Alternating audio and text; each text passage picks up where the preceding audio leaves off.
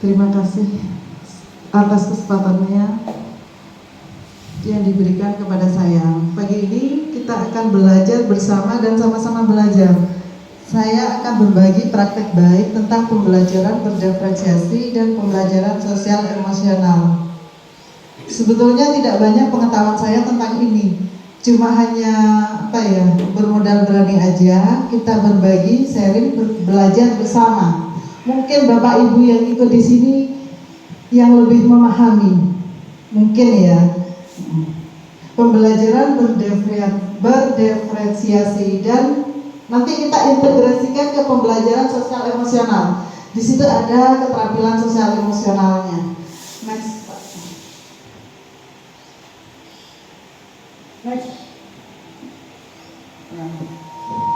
Dari gambar ini kira-kira apa yang Bapak Ibu simak?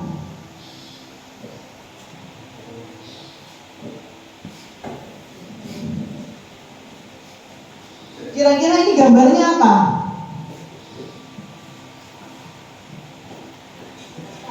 Aneka binatang. Iya, aneka binatang di belakang, di depan.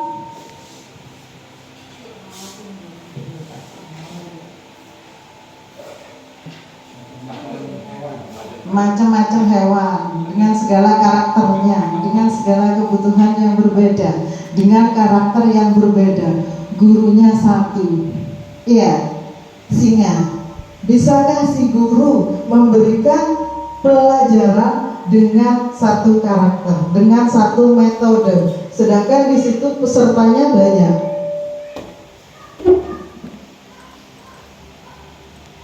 Kira-kira bisa nggak?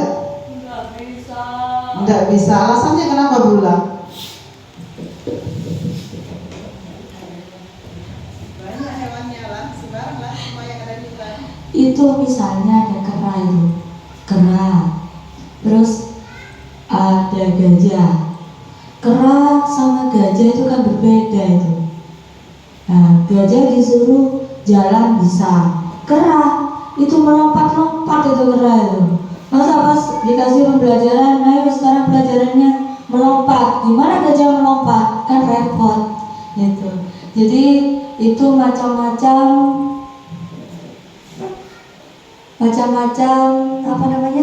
hewan itu bergerak dengan tingkah laku yang berbeda-beda. Sama seperti anak didik, semuanya diajari disuruh menghafal, padahal tingkat penghafalnya pasti berbeda. Ada yang cepat, ada yang lambat, ada yang sedang-sedang saja. Ya, itu menurut pemikiran saya. Kurang lebihnya mohon maaf. Terima kasih. Terima kasih pula atas opininya. Di situ ada singa satu sebagai gurunya dan muridnya bermacam-macam hewan yang ada di hutan. Bisakah singa itu memberikan satu metode dengan beberapa karakter hewan yang ada di dalam hutan? Nanti kita andaikan bagaimana itu pembelajaran berdiferensiasi dan apa itu pembelajaran berdiferensiasi. Next. Apa itu pembelajaran berdiferensiasi? Pembelajaran dengan menggunakan beberapa metode. Tujuannya hanya satu, yaitu memenuhi kebutuhan anak yang beraneka. Di situ tujuannya pembelajaran berdiferensi. Kebutuhan anak kan beda-beda. Berarti kita tidak langsung bisa mengajar di dalam satu kelas dengan satu metode. Disesuaikan dengan kebutuhan anak.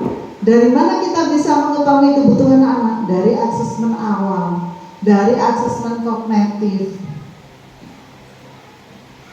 Nah, dari asesmen itu kita bisa mengklasifikasikan beberapa kebutuhan anak. Nah, di situ kita bisa memberikan pembelajaran sesuai dengan kemampuan anak. Kebutuhan anak itu berupa apa aja? Ada dengan gaya belajar yang beraneka ragam, minat anak yang berbeda-beda, kemudian tingkat pemahaman anak terhadap mata pelajaran itu yang juga berbeda. Ada yang langsung nangkep, ada yang perlahan-lahan, ada yang butuh bimbingan khusus. Nah, disinilah tujuan kita melakukan pembelajaran berdiferensiasi.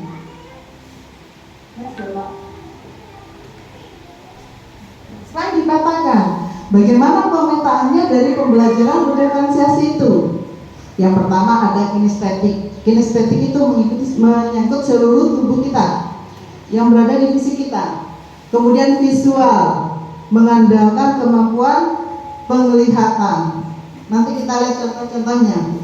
Audio, kemampuan siswa untuk mengandalkan pendengarannya. Itu kan sudah ada beda. Ada perbedaan. Anak yang suka dengan audio, misalnya ada yang suka mendengarkan, itu yang mana? Kita bisa bercerita. Dikumpulkan dengan anak-anak yang suka mendengarkan, nanti bercerita di sana. Giliran yang suka bercerita. Atau bahkan ada anak yang suka bercerita, itu dimasukkan ke anak yang audio. Jadi kan mereka menyimaknya itu asik. Menyimak ceritanya teman sendiri di situ. Ya. Terus proses diri pelajaran berdiferensiasi itu ada 3. Ada diferensiasi proses, ada diferensiasi konten, ada diferensiasi produk.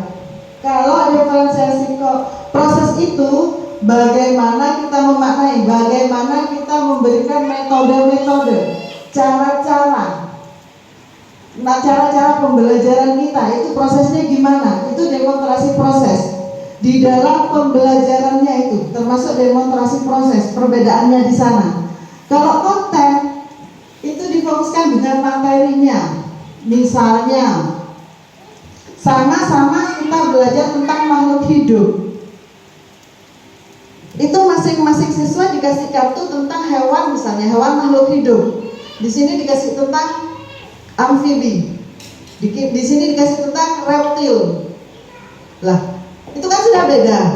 Itu kan sudah di diferensiasi konten. Lah, di situ kontennya kan sudah berbeda. Mereka belajar tentang yang amfibi, mereka belajar tentang reptil. Nanti penyampaiannya ke kelas itu kan beda sudah kan ya. Itu bisa bertukar apa namanya? Bertukar saling dengan kelompok itu. Misalnya yang reptil mempresentasikan, otomatis yang amfibi kan nggak ngerti. Kan nggak ngerti kan, belum mempelajari. Nanti yang reptil menyimak yang amfibi menyimak yang reptil, itu berbagi. Nanti kan bisa jadi menguasai satu materi, tetapi di kontennya itu sudah beda. Itu perbedaan di konten, di materinya. Kalau di produk itu hasil, diutamakan ke hasil. Misalnya ada yang suka menggambar, ya dikasih menggambar aja. Tentang kita akan akan belajar tentang fiksi, cerita fiksi. Hari ini kita akan belajar tentang fiksi anak-anak misalnya ya. Yang satu suka bercerita, ya diberikan buku bacaan, kemudian dia disuruh membaca dengan seksama, nanti ceritakan kembali sesuai dengan bahasanya sendiri. Lah, yang satunya lagi sukanya menulis. Lah, dari cerita yang dibaca itu dia buat karangan lagi dengan bahasanya sendiri, dengan tulisannya sendiri. Ada yang suka menggambar misalnya. Lah, yang suka menggambar bagaimana Bu? Dari kesimpulan cerita yang dia baca dia bisa membuat gambar bercerita. Itu sudah ada 3 produk, 3 hasil. Kan itu sudah beda-beda. Iya, itu kan sudah beda-beda di produknya. Itu beda di produk, juga beda di proses. Proses pengerjaannya beda, hasilnya juga beda. Kontennya Bu, kontennya juga beda. Bisa dibedakan. Tidak satu cerita yang bisa dibagikan. Bisa guru menyediakan 2 atau 3 cerita diberikan kepada masing-masing kelompok. Itu kan sudah beda konten sudah. Berarti di dalam satu pelajaran diferensiasi proses konten dan produk itu bisa masuk di dalam kesemuanya. Bisa juga hanya satu saja, tapi bisa juga tidak melakukan pembelajaran berdiferensiasi di dalamnya. Berarti tidak harus kita melakukan pembelajaran berdiferensiasi, tidak. Apakah ini semuanya harus masuk? Tidak, hanya salah satu. Boleh dua, boleh tiga. Sungguh-sungguh kalau bisa kita mendiferensiasikan itu ketiga-tiganya syukur. Itu cara pengelolaannya. Nanti tergantung ke materinya di dalam kelas masing-masing. Dari dasar ini kira-kira bisa nggak ya dipahami tentang pembelajaran berdiferensiasi? Bisa. Enggak ya, bisa ya. Kalau bisa saya lanjut. Nah, sekarang pembelajaran berdiferensiasi terintegrasi dengan kompetensi sosial emosional. Sebetulnya KSE ini sudah kita terapkan sehari-hari di dalam pembelajaran. Namun istilahnya mungkin ya, kalau ke saya pribadi istilahnya saya hanya baru mendengarnya. Tetapi setelah kita simak di pembelajaran sehari-hari itu sudah masuk di dalamnya. Cuma kita tidak tahu kompetensi sosial emosional apa yang ada di dalam pembelajaran itu. Nanti kita akan telaah RPP bagaimana kompetensi KSE itu masuk di dalam pembelajaran.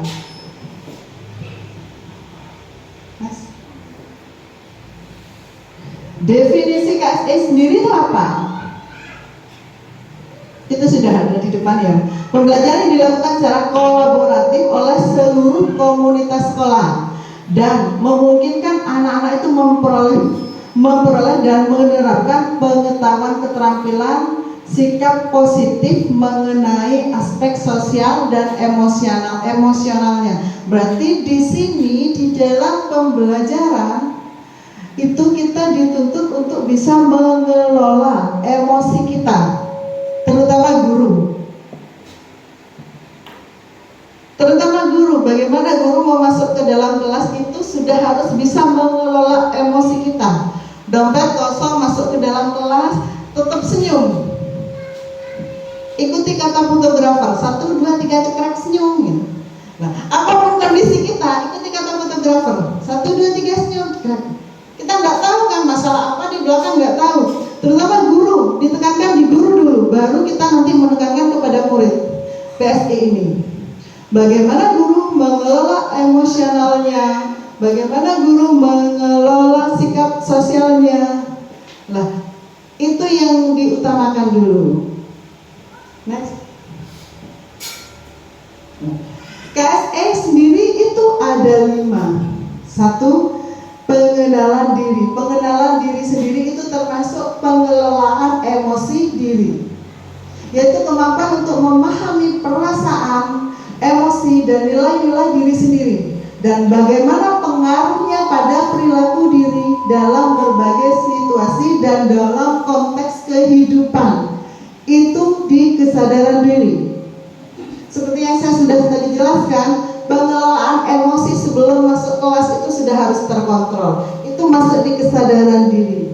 Kemudian yang kedua, manajemen diri, pengelolaan emosi dan fokus. Kemampuan ini yaitu kemampuan mengelola emosi, pikiran, dan perilaku diri secara efektif dalam berbagai situasi untuk tujuan yang inspiratif. Kalau di manajemen diri. Yang ketiga, kesadaran sosial atau keterampilan berempati, yaitu kemampuan untuk memahami sudut pandang dan dapat berempati dengan orang lain. Di sini termasuk mereka yang berasal dari latar belakang yang berbeda, kemudian kebudayaannya juga berbeda, bahkan di dalam konteks lingkungan masyarakat yang berbeda-beda pula. Kemudian yang keempat yaitu keterampilan berelasi. Berelasi itu daya parenting ya. Berelasi itu kemampuan bekerja sama. Itu saya tulis. Yaitu kemampuan untuk membangun dan mempertahankan hubungan-hubungan yang sehat dan suportif. Berelasi baik sesama gurunya atau siswa, di dalam kelas sesama dengan siswanya, bagaimana mereka berkomunikasi. Kemudian keterampilan dalam mengambil keputusan yang bertanggung jawab. Kemampuan ini mengambil pilihan untuk membangun yang berdasarkan kepedulian. dalam kapasitas mempertimbangkan standar etis dan rasa aman untuk mengevaluasi manfaat dan konsekuensi dari bermacam-macam tindakan perilaku untuk kesejahteraan psikologisnya sendiri dan psikologis masyarakat ataupun kelompoknya. Di sini kemampuan dalam mengambil keputusan itu juga harus bisa dipertanggungjawabkan. Nah, dari kelima KSE ini sebetulnya kita sudah terapkan dalam pembelajaran sehari-hari. Seperti yang saya tadi bilang, sudah kita terapkan dalam kehidupan sehari-hari. Cuma kadang kita sendiri yang belum paham. Oh, ini keterampilan berrelasi, oh ini keterampilan berempati misalnya. Contohnya sekarang kan ada teman kita yang meninggal, ada orang tuanya, itu kan ada komunikasi di antar kelas dengan teman, komunikasi dengan teman mau ke sana, itu kan termasuk kemampuan berempati. Kemudian yang terakhir, pembelajaran sosial emosional ini ada 5: kesadaran diri, pengelolaan diri, pengambilan keputusan yang bertanggung jawab, keterampilan berrelasi, dan kesadaran sosial. Penerapannya, implikasinya itu di sana: pengenalan diri, pengelolaan emosional dan fokus, kemudian pengambilan keputusan yang bertanggung jawab. Kemudian ada kemampuan berinteraksi sosial dan bersosialisasi. Ada kesadaran sosial di sini ada yang meliputi empati. Dan yang terakhir nanti kita akan menganalisis sebuah RPP, di mana RPP itu kita akan mencari di mana keterampilan KSE-nya. Di yang kedua coba. KSE yang tadi ada 5, apa aja tadi yang 5? Kesadaran diri,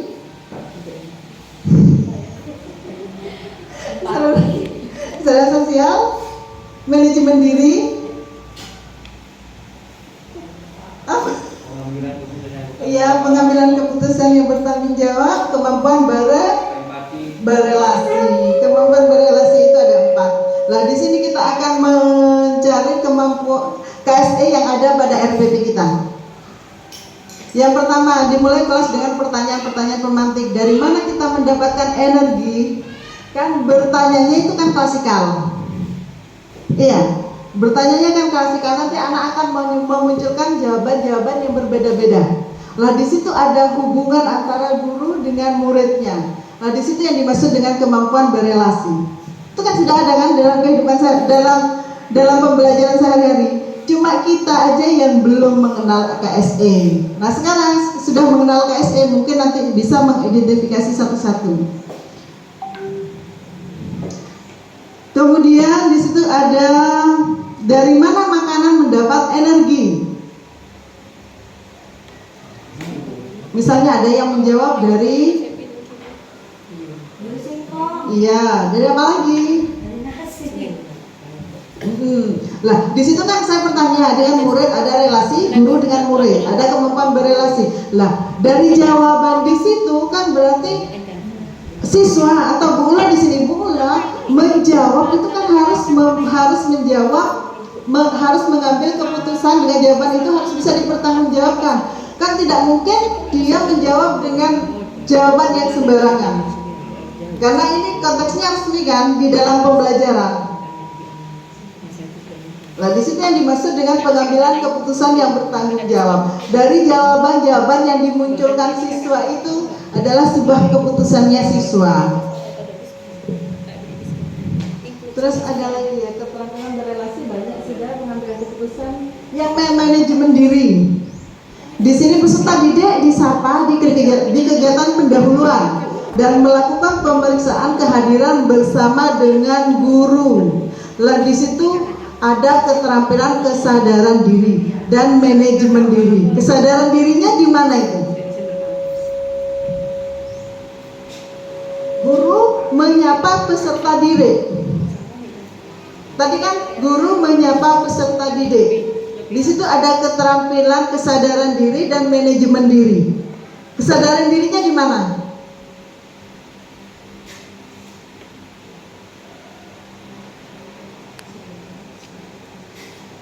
Tadi di atas, di kegiatan awalnya ya Pak.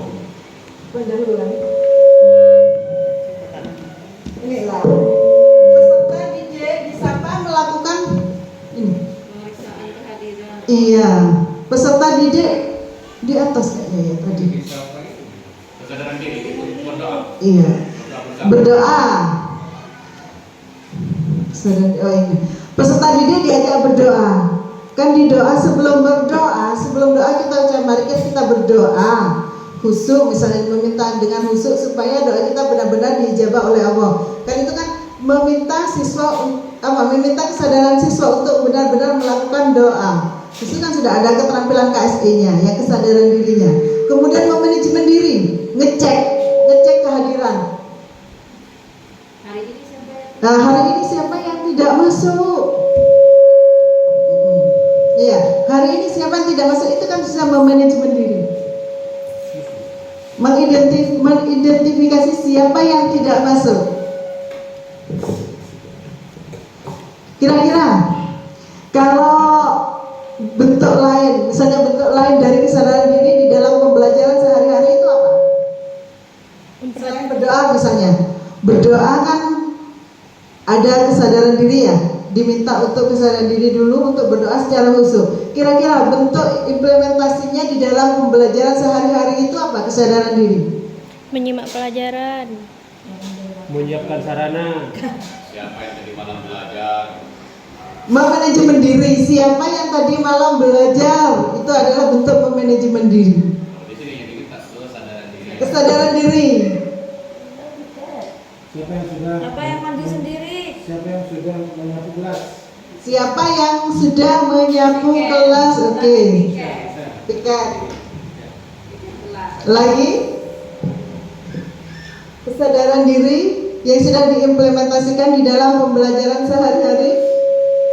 Siapa yang mengerjakan PR sendiri? Siapa yang sudah mengerjakan PR sendiri itu bisa ke kesadaran diri, bisa dengan memanajemen diri. Itu bisa dua-duanya. Iya, bisa dua-duanya. Sebenarnya ada ya, siswa itu mendengarkan tanpa diminta oleh guru, itu sudah siswa mendengarkan seksama penjelasan guru. Itu sudah kesadaran diri. Betul apa tidak? Siswa itu diam, menyimak secara seksama. Misalnya, Bapak Ibu Dewan Guru yang ada di sini diam, menyimak apa yang saya ucapkan loh ya, menyimak apa yang saya ucapkan. Itu sudah adalah bentuk dari KSE, kesadaran diri. Tetapi jangan dipikir, Ibu itu nanti lari ke manajemen diri. Beda. Iya, karena capek gitu. betul. Kemudian pengambilan keputusan yang bertanggung jawab. Contoh di dalam pembelajaran sehari-hari apa? Kira-kira apa ya? menjawab soal, Menjawab soal dengan tepat. Iya, lagi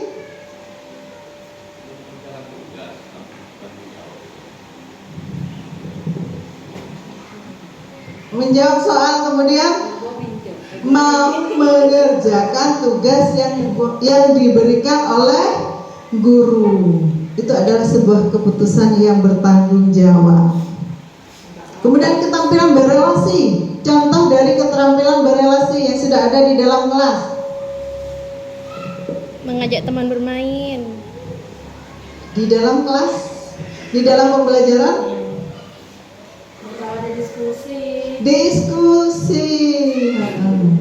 Berdiskusi dengan teman, berdiskusi, mengeluarkan pendapat, itu kan sudah berelasi dengan teman. Kemudian menyampaikan, mempresentasikan ke depan, itu termasuk keterampilan berelasi juga. Hasil dari diskusinya itu adalah termasuk keterampilan pengambil keputusan yang bertanggung jawab. Lah, Dari awal sudah saya bilang kalau KSE itu sudah kita lakukan sehari-hari di dalam pembelajaran. Cuma istilahnya aja yang bagi saya baru, nggak tahu bagi Bapak dan Ibu. Kalau bagi saya baru, tapi sebetulnya sudah kita lakukan dalam pembelajaran sehari-hari. Sama kayak bedah friend sebetulnya sudah pernah kita lakukan pembelajaran yang kreatif. Cuma istilahnya saja mungkin. Tapi mungkin kita belum sadar kalau kita melakukan berdiferensiasi. Dari apa yang sudah saya jelaskan tadi, ada pertanyaan? Ada Bu. Ya, silakan Pak. Itu sepertinya tadi dijelaskan tentang keterampilan berelasi. Ada kata-kata yang menurut saya sepertinya ragu. Itu Bu. Dari mana makanannya mendapat energi? Saya kurang paham di situ. Dari mana makanannya mendapatkan energi?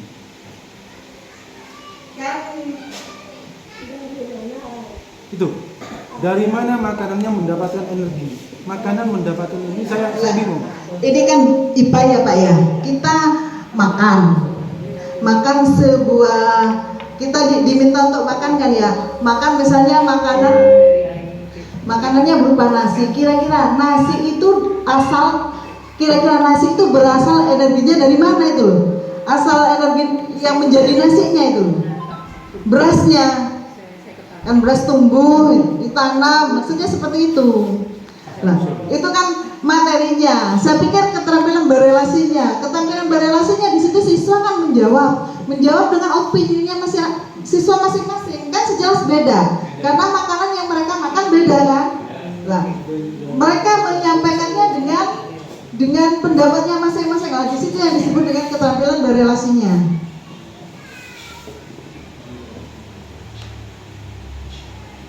Terus gimana Bapak? Yang lain?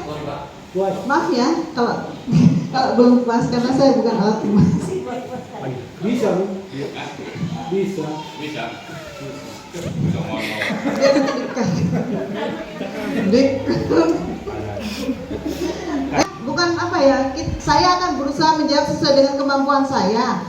Karena saya bukan orang yang super, hanya sama-sama belajar di sini. Saya juga baru belajar. Mungkin ada teman-teman atau unek-unek yang belum bisa, yang ingin diketahui lebih lanjut tentang pembelajaran berdiferensiasi atau KSE, bisa ditanyakan. Nanti saya akan berusaha menjawab sesuai dengan kemampuan saya. Saya tidak bisa saya lempar kepada Pak KS. Di sana lebih menguasai segalanya.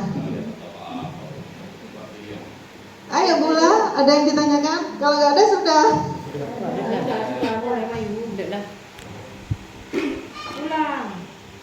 Sudah. Kalau nggak ada yang ditanyakan, saya akhiri. Itu sudah mati loh mesinnya. Kalau nggak ada yang ditanyakan, saya akhiri. Semoga dari apa yang saya berikan bisa menambah pemahaman Bapak. Amin. Jazakumullah khairan. Assalamualaikum. Semoga dari materi yang sangat sedikit ini bisa menambah pengetahuan dari Bapak dan Ibu guru dan bisa nanti mengaplikasikannya di dalam pembelajaran sehari-hari. Mohon maaf atas segala kekurangan. Wabillahi taufiq wal hidayah. Wassalamualaikum warahmatullahi wabarakatuh.